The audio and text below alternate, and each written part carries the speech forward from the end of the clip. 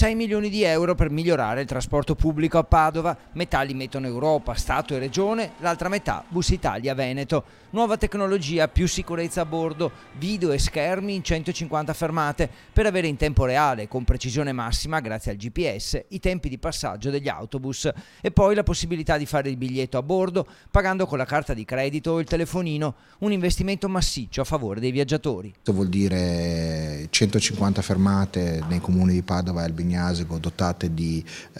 nuova visualizzazione dei passaggi di tempo che saranno in tempo reale anche su telefonino, rivisitazione della bigliettazione elettronica,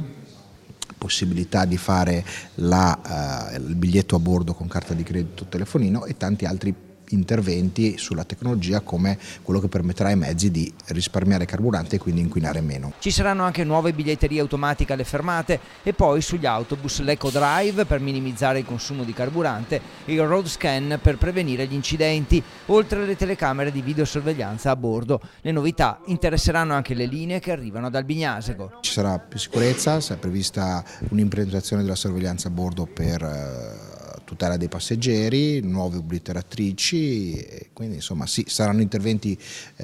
complessivi su tanti aspetti del trasporto pubblico.